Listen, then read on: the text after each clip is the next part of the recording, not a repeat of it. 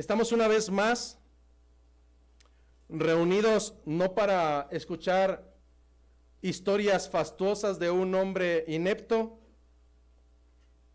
Estamos reunidos no para escuchar historias conmovedoras ni para buscar entretención. Estamos reunidos, hermanos, para escuchar la palabra gloriosa de nuestro Salvador, y a través de la cual nosotros podemos encontrar consejo. El día de hoy vamos a dar continuidad al libro de Jonás, capítulo número 1, versículo 4, y vamos a avanzar hasta el 12 si Dios lo permite. Libro de Jonás, capítulo 1, versículo 4 y hasta el versículo 12. La semana pasada escudriñamos versículos 1, 2 y 3. Y vamos directamente a nuestras escrituras. Si no encuentra la cita bíblica, no se preocupe, al principio de su Biblia hay un índice. Y es muy sencillo, usted busca la palabra Jonás y le dice qué página es. Entonces vamos al libro de Jonás, capítulo 1, versículo 4 a versículo 12. Dice la palabra de nuestro Señor en esta mañana: pero Jehová hizo levantar un gran viento en el mar, y hubo en el mar una tempestad tan grande que se pensó que se partiría la nave. Y los marineros tuvieron miedo, y cada uno clamaba a su Dios, y echaron al mar los enseres que había en la nave para descargarla de ellos. Pero Jonás había bajado al interior de la nave y se había echado a dormir. Y el patrón de la nave se le acercó y le dijo: ¿qué tienes, dormilón?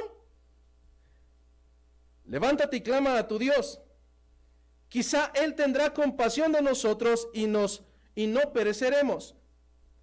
Y dijeron cada uno a su compañero: venid y echemos suerte para que sepamos por causa de quién nos ha venido este mal. Y echaron suertes, y la suerte cayó sobre Jonás. Entonces le dijeron ellos: decláranos ahora por qué nos ha venido este mal. ¿Qué oficio tienes y de dónde vienes? ¿Cuál es tu tierra y de qué pueblo eres? Y él les respondió: soy hebreo y temo a Jehová, Dios de los cielos, que hizo el mar y la tierra. Y aquellos hombres temieron sobremanera y le dijeron: ¿por qué? ¿Por qué has hecho esto? Porque ellos sabían que huía de la presencia de Jehová, pues él se los había declarado. Y le dijeron: ¿qué haremos contigo para que el mar se nos aquiete? Porque el mar se iba embraveciendo más y más. Él le respondió: tomadme y echadme al mar, y el mar se os aquietará, porque yo sé que por mi causa ha venido esta gran tempestad sobre vosotros. Esta es palabra de nuestro Señor. Espero que no sea yo en esta mañana como el patrón de aquella nave y tenga que gritar desde el púlpito a alguno de ustedes: ¡hey, dormilón! ¿Qué estás haciendo? Espero no sea así. Pero en la misericordia del Señor yo le rogaría que el día de hoy estuviésemos atentos, porque el día de hoy es una predicación ciertamente expositiva, pero es sumamente práctica. El libro de Santiago nos llama la atención acerca de una fe que es muerta, de una fe que no sirve absolutamente para nada, que es una fe inservible. ¿Cuál es este tipo de fe? La fe que sale por la boca, que sabe mucho, pero que está carente de evidencias, que no hay obras que respalden esa fe. Lo mismo le puedo decir el día de hoy, que la predicación lleva un sentido sumamente práctico, y al menos veremos 4 actitudes acerca de Jonás que no son correctas delante de Dios y que por tanto podemos tomar aprendizaje para aplicar en nuestras vidas. El día de hoy no estaré hablando de otra religión, como en ocasiones el creyente suele hacer. Bueno, es que los católicos, es que no. No estaré hablando de otras iglesias, como en ocasiones como creyentes lo solemos hacer. Bueno, es que en otras iglesias no. Estaré hablando de actitudes que son incorrectas, aberrantes, no solamente en la figura de Jonás, sino que hoy son repetitivas al interior de la iglesia y que son vergonzosas. Segunda Timoteo 3:16 nos da una enseñanza acerca de cuál es el objetivo de las Escrituras. Segunda a Timoteo capítulo 3 versículo 16 nos dice que toda la Escritura es inspirada ¿por quién? Por Dios. Pero que además no solamente es inspirada por Dios, sino que es útil, hermano. Las Escrituras no son para sostener el mueble que se mueve, no. Las Escrituras son útiles para enseñar, para redarguir, para corregir. Esa parte no nos gusta, ¿verdad? Pero son útiles para corregir, para instruir en justicia. ¿Y todo esto para qué? ¿Para seguir siendo como cualquier gentil? ¿Para que no haya una diferencia entre un gentil y un creyente? No. Si las Escrituras son útiles para enseñar, para redarguir, para instruir en justicia, es a fin de que el hombre de Dios sea perfecto, enteramente preparado para toda buena obra. Nuevamente tengo que recordar que la palabra es para los hijos, no para los bastardos. Por tanto, un hijo, el cual considera la paternidad de su padre, no solamente obra, sino que lo hace buscando que la gloria sea para su padre y que el vituperio no llegue para él. Los bastardos pueden hacer lo que gusten, porque a final de cuentas, por cuanto no es su padre, no le aman, y pueden traer vituperio para su vida, y sus comportamientos pueden traer vergüenza para el que dicen que es su padre. Pero hoy quiero hablar para aquellos que se consideran hijos, y que en la misericordia del Señor haya evidencia en este tiempo o en el futuro de que en verdad lo son. La semana pasada, a manera de recapitulación, veíamos los primeros 3 versículos del libro de Jonás, solamente 3 versículos, y recordaremos que Jehová dio una orden a Jonás. Veíamos cómo es que en el poderío de Dios, Dios es soberano y delante de él todo se sujeta. La luna se sujeta, el sol se sujeta, las estrellas se sujetan, pero cuando lo veo a usted, es el único que puede retar a Dios y decir, no me importa lo que mandes. Yo voy a obedecer conforme a mis pensamientos, voy a obedecer conforme a mi entendimiento, y entonces podemos hacer caso omiso de las ordenanzas del Señor. Eso fue lo que hizo Jonás. Jonás recibió una orden para llevar juicio, pero al mismo tiempo extender misericordia a través de perdón a una ciudad que era la capital del imperio asirio, una capital llamada Nínive, la cual había sobrepasado la maldad a tal grado que esa maldad había subido delante del Señor. Probablemente la desobediencia de Jonás fue a causa de pensar, bueno, nosotros somos el pueblo escogido y obedecemos, pero estos, a veces el hombre es así. A veces el hombre obtiene gracia por parte de Dios, pero no puede pensar que alguien más pueda obtener gracia. A veces podemos reírnos de lo que hacen en otros lugares, pero se nos ha olvidado que nosotros estábamos igual. Por tanto, cuando el Señor da una orden, el hijo debe de obedecer, el bastardo no. ¿Sabes? Cuando yo salgo probablemente a la calle, cuando los niños eran pequeños o había otros primos de ellos, cuando yo daba una orden, yo esperaba que fuera acatada por mis hijos, y mis hijos realmente se sujetaban. ¿Por qué mis sobrinos desobedecían? Porque no tienen mi paternidad. De la misma manera en el Señor, ¿podremos decir que Jonás no era hijo? Absolutamente no, pero estaba en desacato con la voluntad del Señor. Jonás no se levanta para ir a Nínive, mucho menos para pregonar contra ella a causa de su pecado. No confronta el pecado. Lo que hace Jonás es ir en contra de la voluntad de Dios. Si el Señor dijo el camino es para allá, Jonás lo que hizo es comprar el boleto para el otro lado, para huir de la presencia de Jehová a Tarsis, lejos de la presencia de Jehová. Llegábamos a una conclusión, y es que el hombre actual hace exactamente lo mismo. Si en este momento pregunto quién es creyente, aquellos que están perdiendo el tiempo en este justo momento levantarán su mano. De verdad. Si en este momento yo paso por las calles y pregunto quién cree en Dios, aún la ramera, aún el borracho tirado dirá yo creo en Dios. Bueno, es que los demonios también creen y tiemblan, pero no se sujetan. Estamos hablando de un concepto que se llama sujeción, no solamente amar al Señor, sino obedecer su fundamento y seguir sus preceptos. ¿Ves que es muy diferente ser hijo? Y en este sentido, nuestra situación creo que es aún más preocupante. No solamente desobedecemos a Dios, sino que somos totalmente cobardes cuando de confrontar el pecado se trata. ¿Sabes que es muy común al interior de la iglesia que un congregante llegue, pastor, oiga, lo que pasa es que el hermano Juan, bueno, ¿y usted ya habló con él? No, es que pues usted es el pastor. Las escrituras me dicen en Mateo que usted debe de confrontarlo.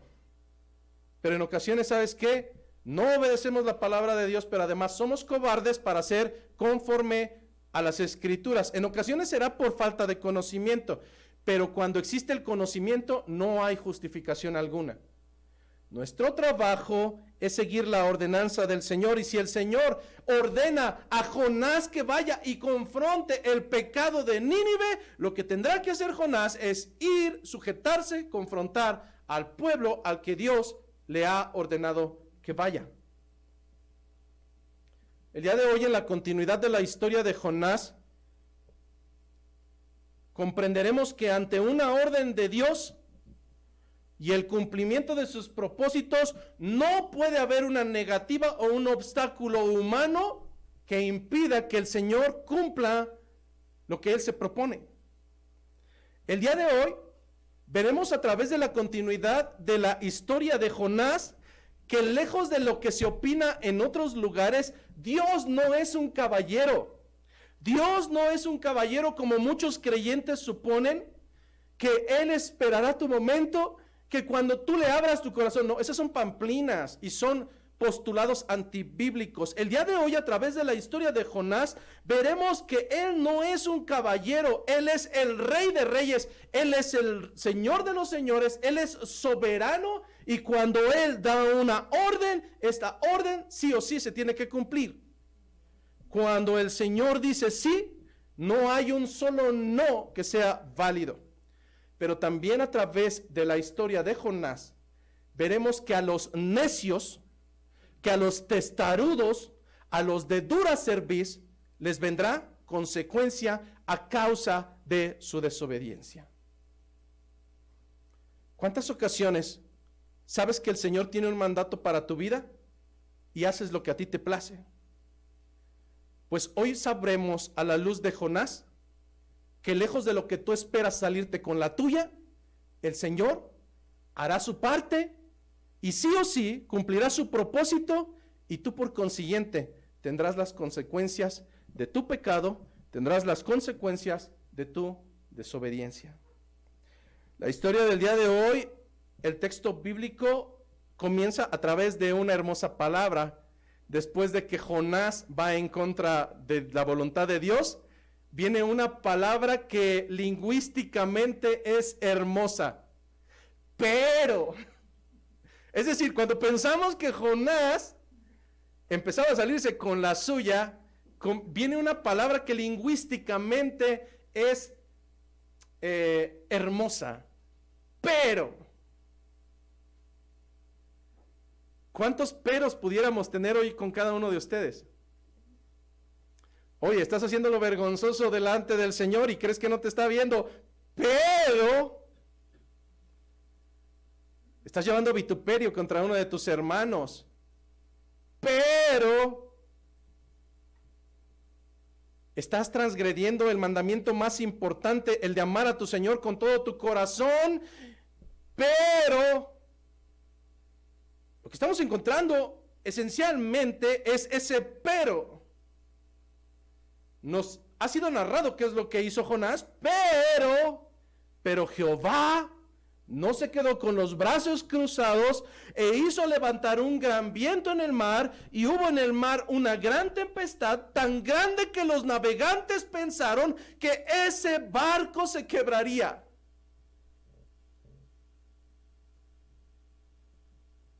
Hay una grande ventaja en la exposición de este libro, y es que benéficamente conoces el desenlace.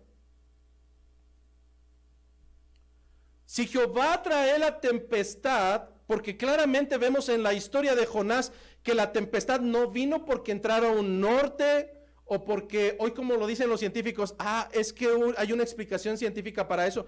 Lo que me dicen las escrituras es que esta tempestad es sí o sí provocada por Dios. Bajo el desenlace de la historia de Jonás sabemos que hay un buen propósito a raíz de esta tempestad que cada vez irá en aumento.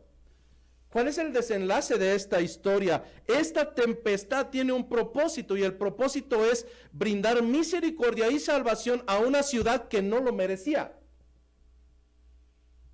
Pero además, esta tempestad sabemos por anticipado, bajo conocimiento y causa de juicio del desenlace, que esta tempestad serviría para enderezar el rumbo de un profeta que había sido necio y que estaba yendo en la dirección equivocada.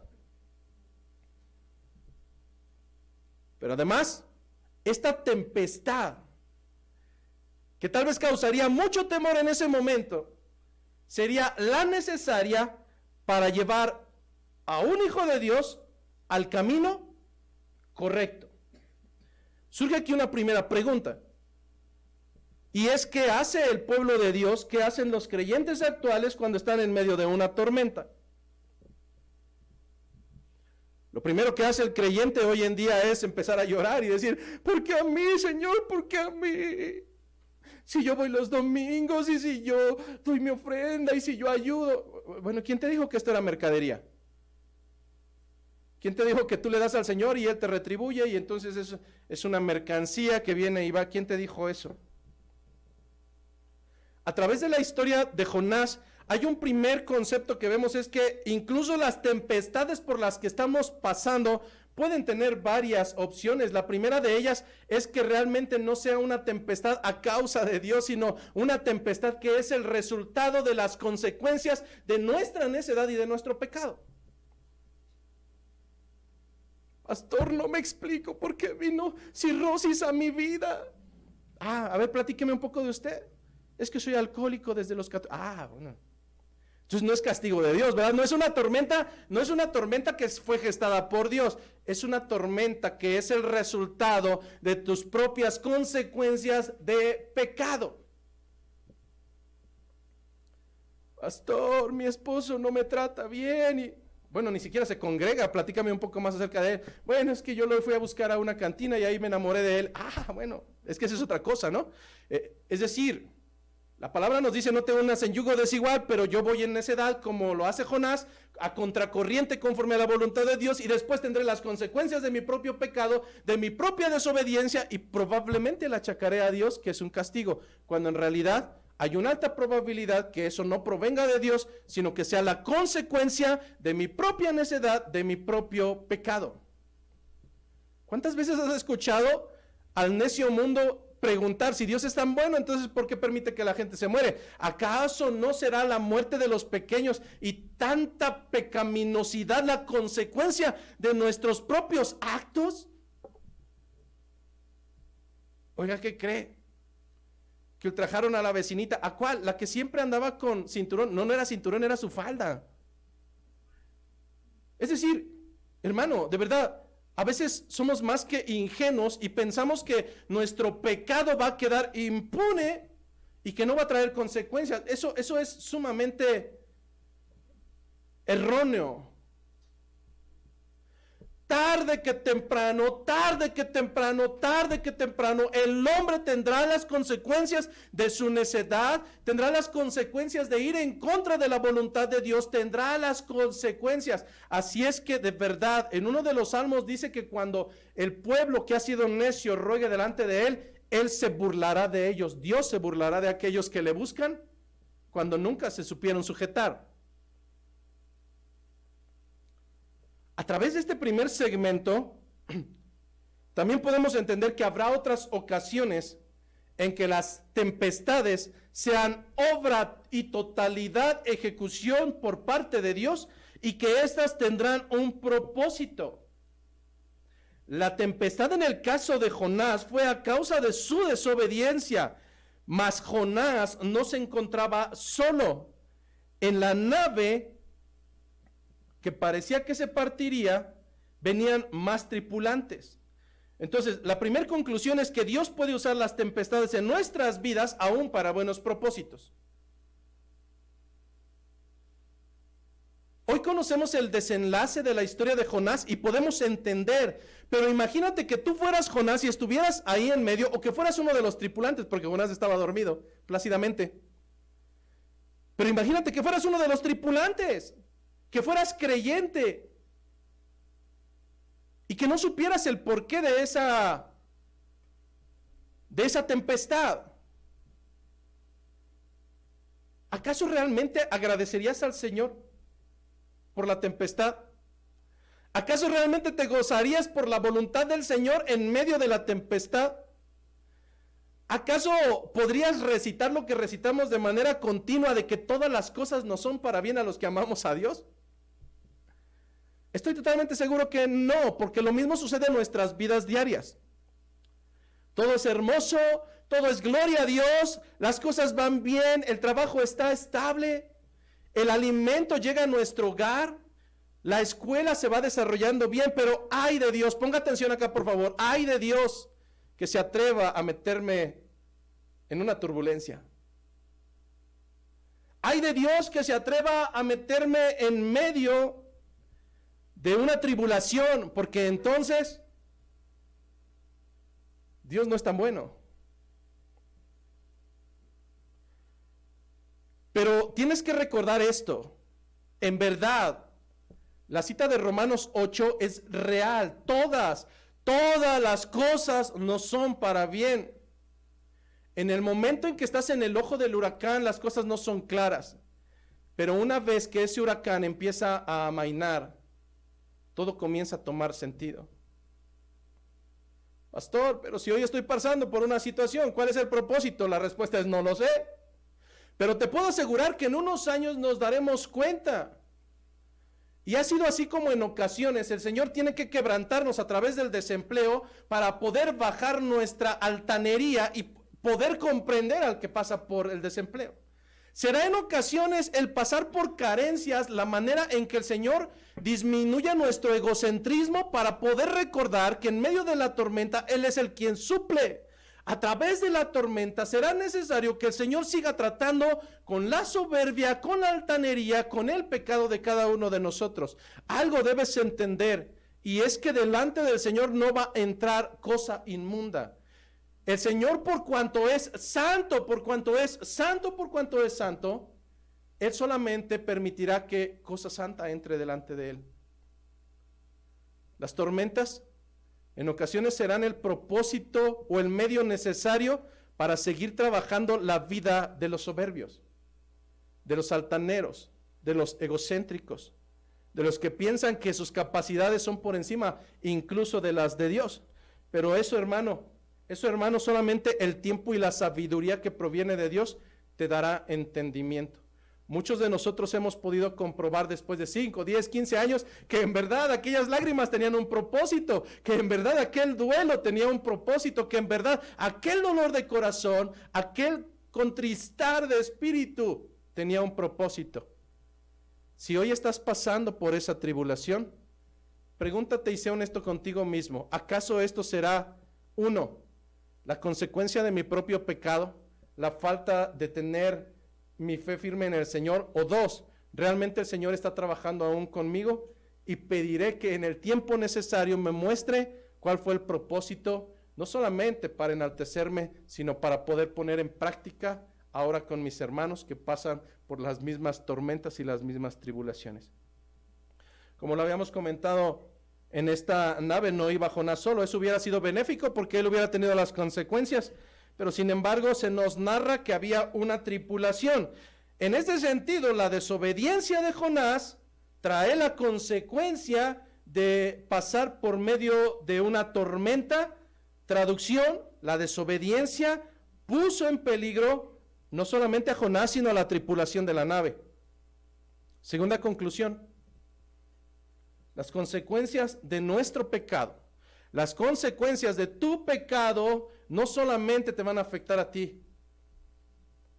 A veces el pseudo creyente dice, bueno, es que es mi vida, ¿y qué le importa a los demás? Bueno, papi, lo que pasa es que no solamente afecta a tu persona, bueno, fuera que tú te pudrieras solo, pero no es así.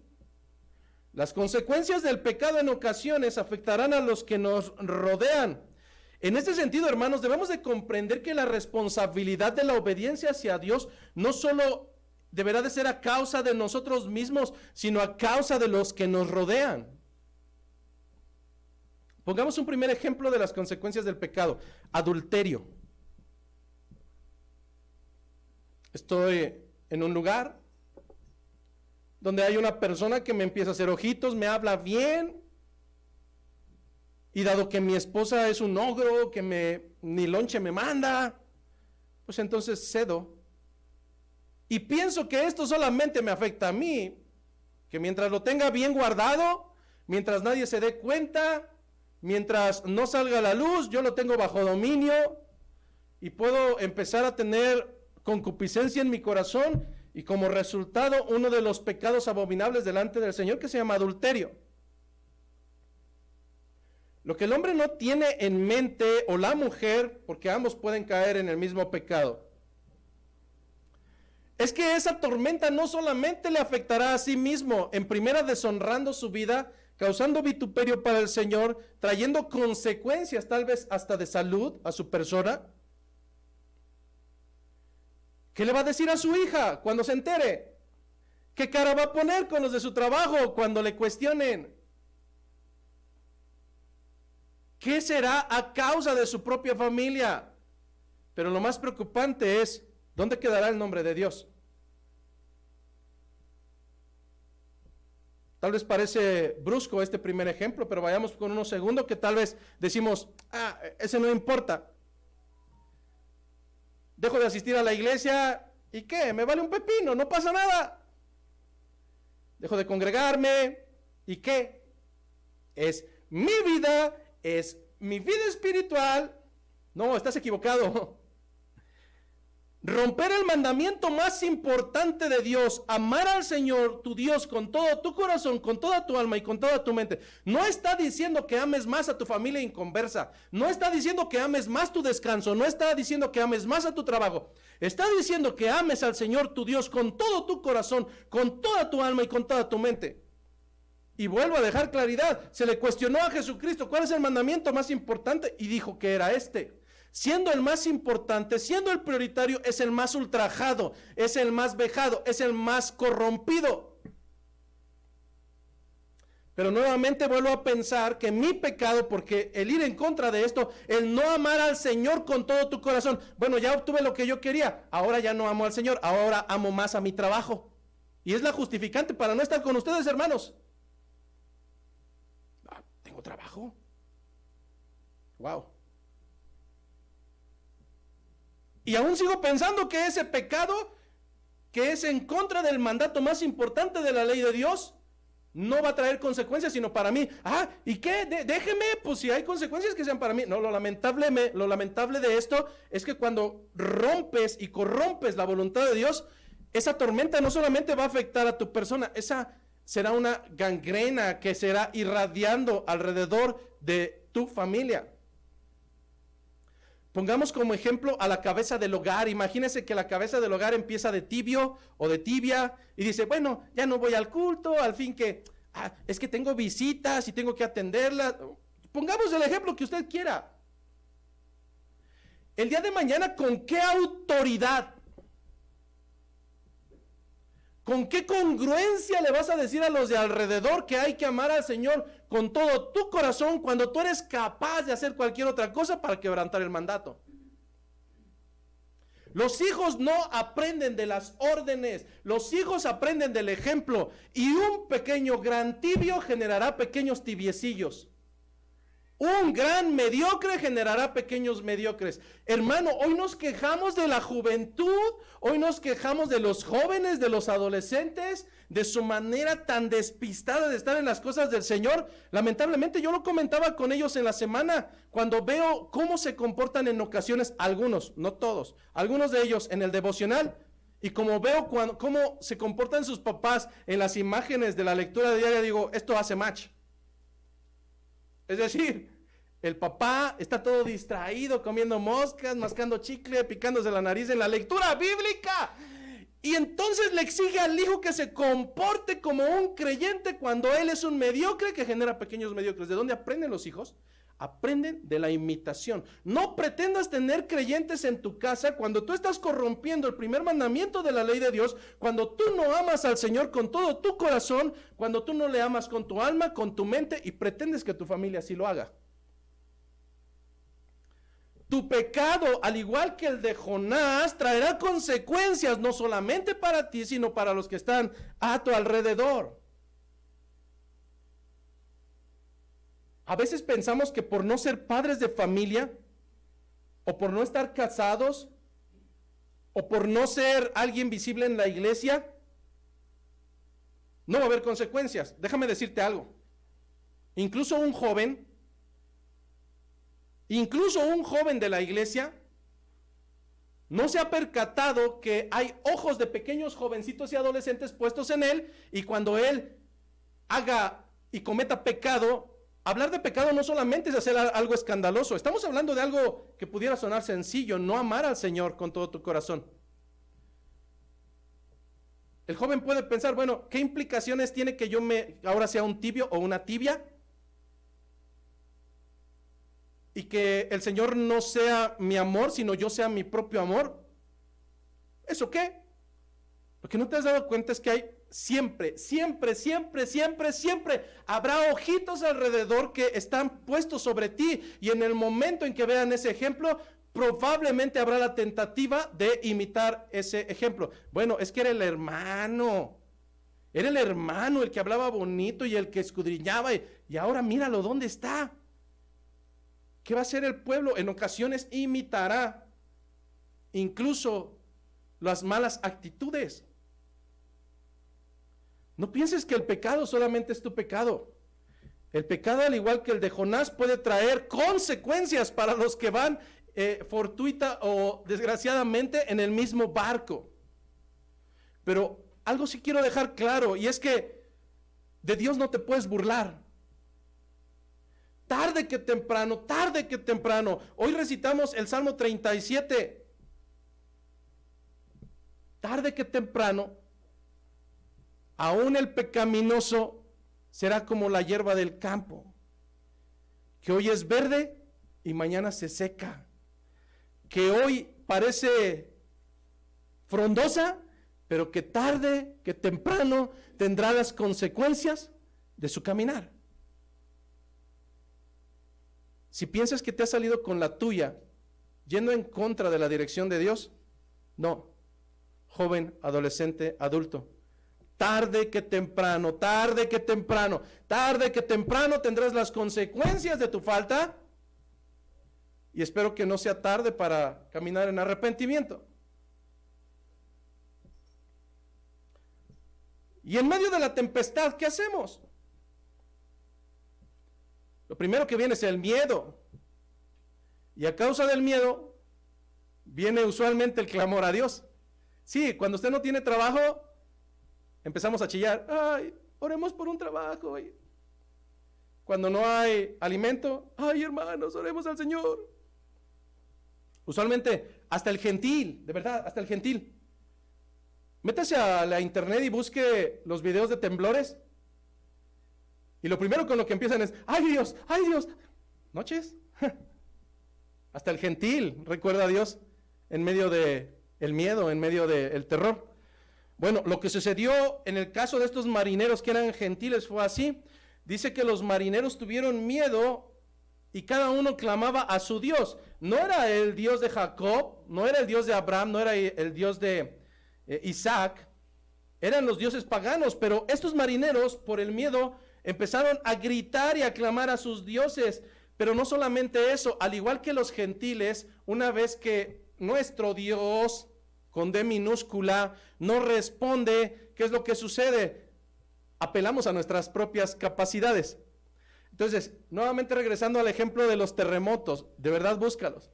Empiezan, ¡ay Dios, ayúdame! Y cuando no se detiene, empiezan a moverse y a decir groserías. Y ¿dónde quedó Dios?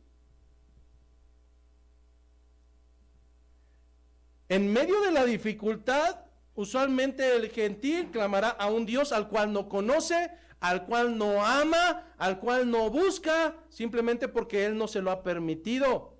Hablando de Dios, Dios es el que permite.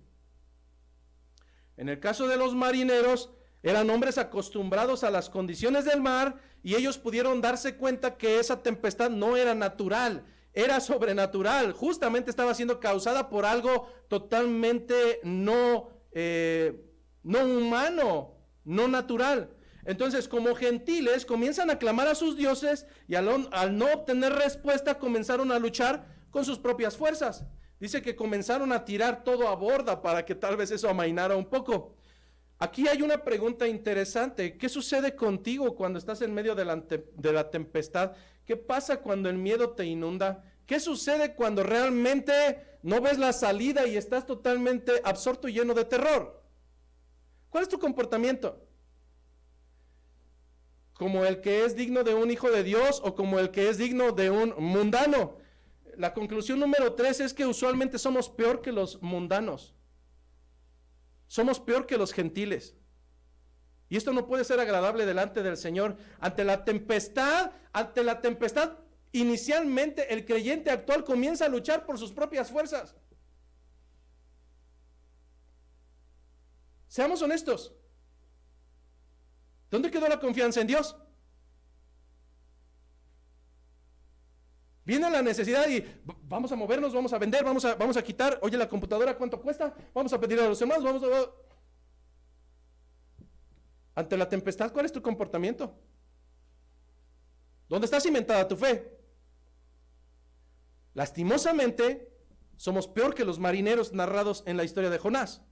Ante la tempestad, primero luchamos por nuestras fuerzas. Al final, cuando nuestras incapacidades nos dan la remembranza de que en verdad somos siervos inútiles, recordamos que hay un Dios que es todopoderoso, que tiene el dominio de la tierra y de los cielos y de todo cuanto se ha creado en sus manos y que es capaz de tener dominio sobre cualquier tormenta. Lastimosamente ese es nuestro último escalafón. Una vez que hemos agotado todas las respuestas, nuestro último medio es el Dios de Abraham. Pero mientras estos hombres estaban totalmente asustados, Jonás, ¿dónde se encontraba? Al interior de la nave y se había echado a dormir. Mientras la tormenta estaba rugiendo, estaba profundamente dormido. Su desobediencia aparentemente no perturbaba su conciencia. ¿Sabes que en ocasiones, yo sé que hay cosas que hablo aquí que a lo mejor alguien puede decir es para mí, y probablemente sí, en ocasiones es para ti, no porque lo haya preparado así, pero sabiendo tu vida, sé que se embona totalmente a tu vida. ¿Y sabes qué sucede? Nada. Es decir, sabes que estás pecando, sabes que la palabra de Dios es confrontante y es, ay, qué confrontante la prédica de hoy, ¿no? Sí que estuvo dura la predicación del día de hoy. Y después, vámonos al tepe echando un raspado. ¿Y la palabra del Señor? Ya se me olvidó. Somos ese Jonás que sabe que su vida es un asco por la desobediencia, pero que bajo su propia conciencia y su engañoso corazón dice no pasa nada, yo estoy bien, todos están mal, los que tienen que pedir perdón son todos, menos yo. Hay una escena similar en Mateo 8, 23 al 27, la voy a dar rápidamente, pero en esta escena muy similar es Jesús quien se encuentra dormido. Dice Mateo 8, 23 al 27, que entrando en la barca sus discípulos le siguieron y he aquí que se levantó en el mar una tempestad tan grande que las olas cubrían la barca, pero él dormía, hablando de Jesucristo. Y vinieron sus discípulos y le despertaron diciendo, Señor, sálvanos, que perecemos. Quiero dejar claridad que son dos posturas totalmente diferentes. ¿Por qué Jesucristo podía estar dormido en medio de la tempestad? Es sencillo, porque él confiaba en su Señor. Confiaba en que tenía un propósito y que ese propósito se iba a cumplir con tempestad o sin tempestad. Mientras Jesucristo puede dormir en la barca en medio de la tempestad a causa de la confianza en la voluntad de Dios, lo que vemos en Job es que Job puede dormir en la barca, en la nave, en medio de la tempestad, en base a su confianza no de Dios, sino en base a su confianza de que todo lo que está haciendo es correcto. No hay conciencia. En ocasiones, cuando medianamente estamos haciendo algo mal, el Señor manda conciencia, oye, eso no está bien, y te mueves a pedir perdón.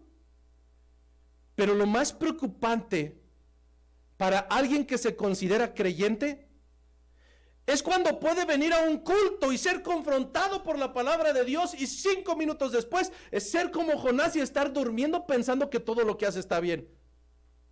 Tonto.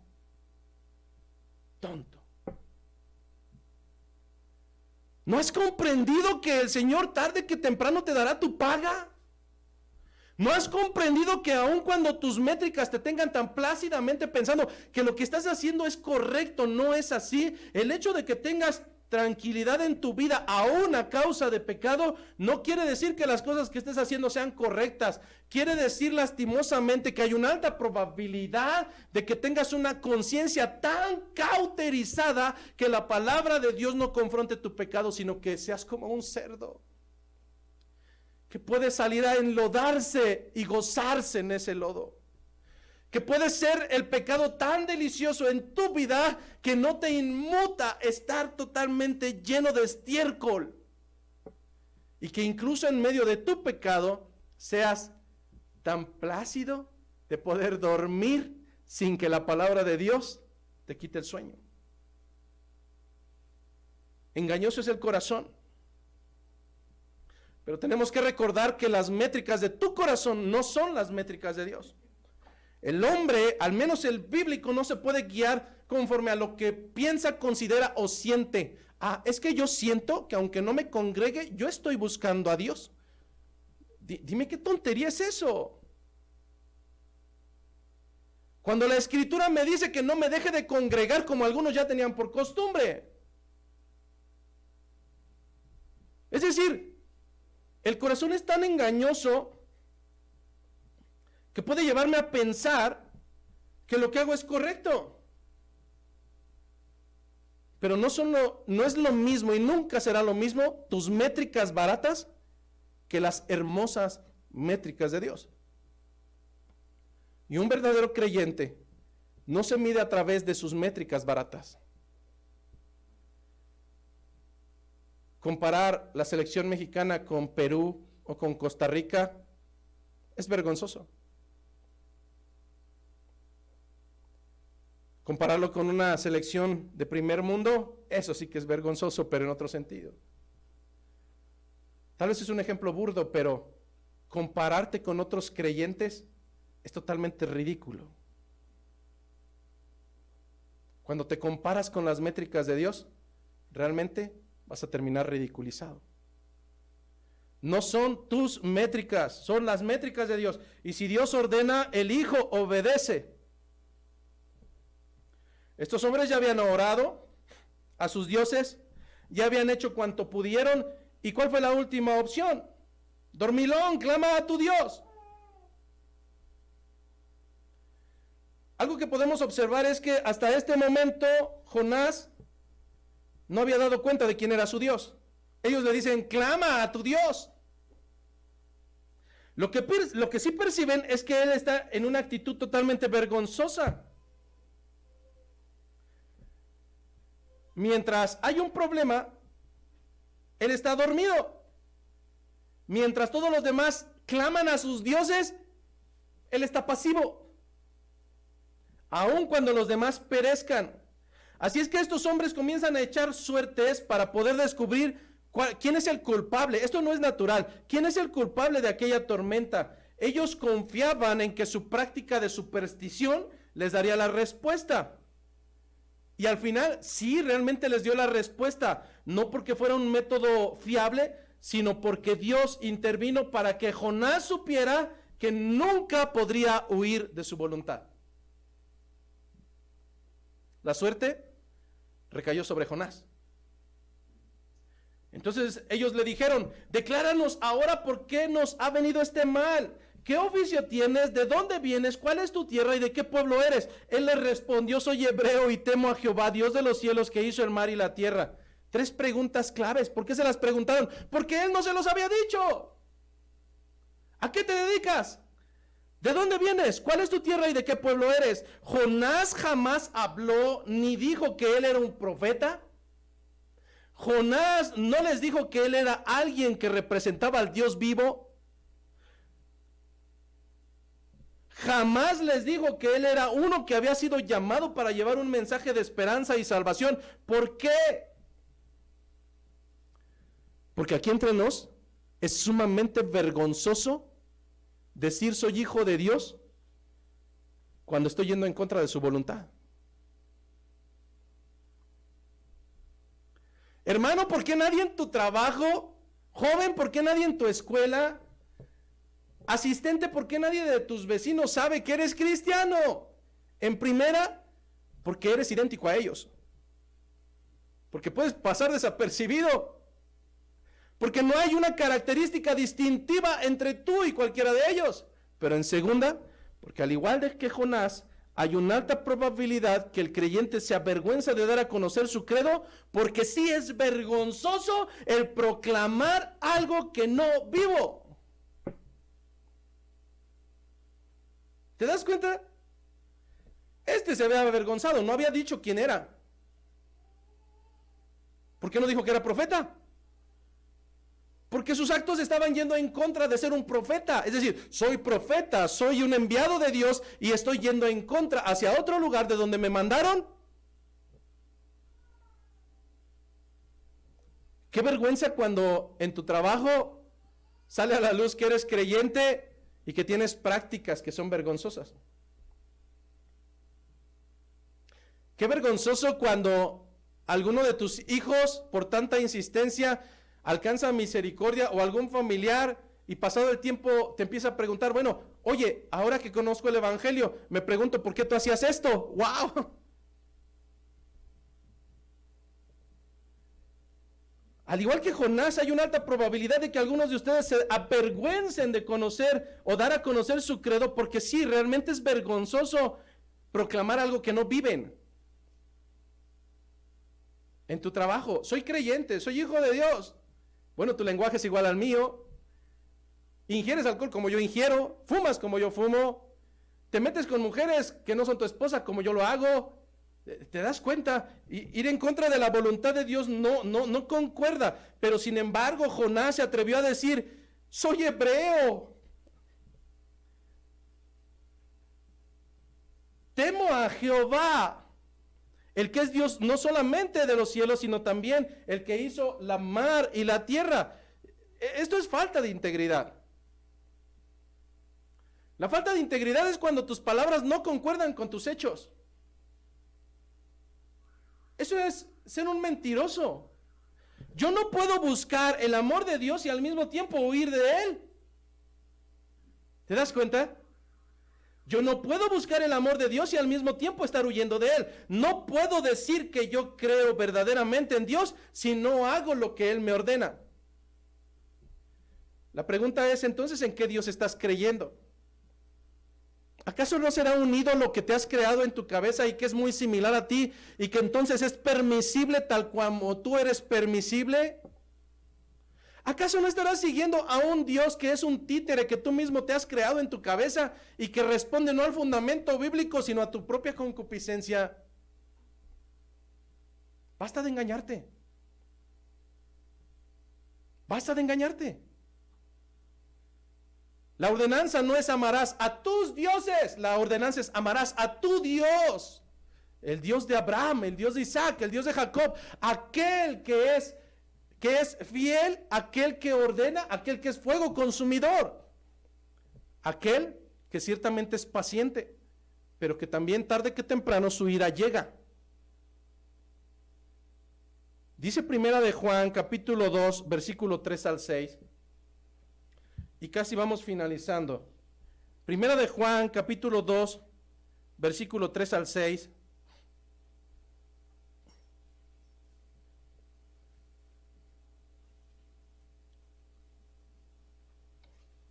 Primera de Juan, capítulo 2, versículo 3 al 6. Y en esto sabemos que nosotros le conocemos. ¿De quién habla? ¿De conocer a quién? De conocer a Cristo. Y en esto sabemos que nosotros le conocemos si guardamos sus mandamientos. Escucha bien. Escuche bien, hijo de Dios o hija de Dios. Escuche bien, hijo del Dios viviente. El que dice, yo le conozco y no guarda sus mandamientos, el tal es un mentiroso. Y la verdad no está en él. Pero el que guarda su palabra, en este verdaderamente el amor de Dios se ha perfeccionado. Por esto sabemos que estamos en él. El que dice que permanece en él, debe andar como él anduvo.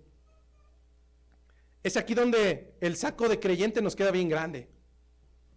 Es aquí donde el traje de discípulo ni siquiera es de nuestro tamaño. Es aquí donde puedo decir por todos lados que soy creyente, congregarme aquí, saludar a todos, Dios les bendiga, gloria a Dios. Es aquí donde a lo mejor en la alabanza puedo estar extasiado, pero ¿qué de tu vida? ¿Qué de la obediencia para con el Señor? Y estoy hablando no solamente de la obediencia a las cosas que te gustan, porque usualmente puedo decir, bueno, la Escritura dice que todo lo que pidiere en oración eso lo recibiré, eso sí me gusta, pero cuando dice que el Señor separará a los obedientes de los desobedientes y a los desobedientes los mandará al lago de fuego, esa parte ya no me agrada. No se trata, hermano, de cuánta Biblia sepas. Se trata de cuánta Biblia pones en práctica.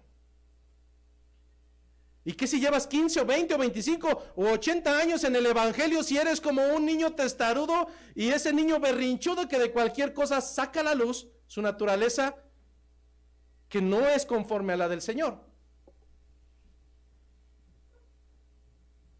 Hay un mandato que tenemos y es ser imitadores de Dios como hijos amados. El día de hoy hemos visto al menos de 4 a 5 consejos en relación a la actitud de Jonás y que no son cosas que estén sucediendo en otras iglesias, son cosas que están sucediendo aquí. Pero si aún después de tanto consejo, si aún después de tanta advertencia, insistes en caminar en tu pecado, quiero recordarte que traerás las consecuencias de lo que tú mismo estás sembrando, las consecuencias de tu pecado, las consecuencias de tu desobediencia. En el Antiguo Testamento se decía que si tú tenías un hijo que era desobediente y que después de tantas advertencias había demostrado ser contumaz, es decir, contumaz igual a alguien que persiste estar en su pecado después de tantas advertencias, la ordenanza de Levítico era bien drástica.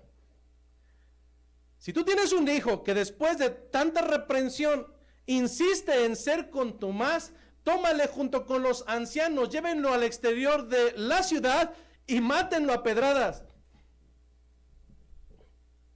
Hoy en día damos gracias a Dios que no nos guiamos bajo la ley mosaica. Pero una cosa sí te puedo decir, y es que al menos en Iglesia Caminando por Fe Querétaro, a los hombres, mujeres, jóvenes, adolescentes que insisten en ser contumaces, después de una y otra advertencia y de no hacer caso a la luz de las Escrituras, no les mataremos a pedradas, pero sí les sacaremos de aquí. El pueblo tiene que ser santo por cuanto Dios es santo. El Señor no vino a rescatar una ramera, el Señor viene por una iglesia limpia, pura y sin mancha. Y por tanto, la iglesia debe de ser muestra de santidad por cuanto Dios es santo. En la misericordia del Señor espero que el día de hoy la palabra no solamente haya sido un rato de entretención, sino realmente una confrontación a nuestras vidas para dejar de salir de esta iglesia diciendo, ay, hoy sí me confronté, ay, hoy sí me llegó al corazón, cuando tu vida demuestra que realmente no ha sido así. Tenemos que poner por obra lo que del Señor aprendemos. Nuevamente, las Escrituras nos dicen que toda la Escritura es inspirada por Dios y es útil para enseñar, para redarguir, para instruir en justicia, a fin de que el hombre de Dios sea perfecto y enteramente preparado para toda buena obra. Dejemos de engañarnos y pongamos la palabra por obra y no solamente por adorno. Que la gracia, la paz, la misericordia del Señor sea con nosotros. Hoy se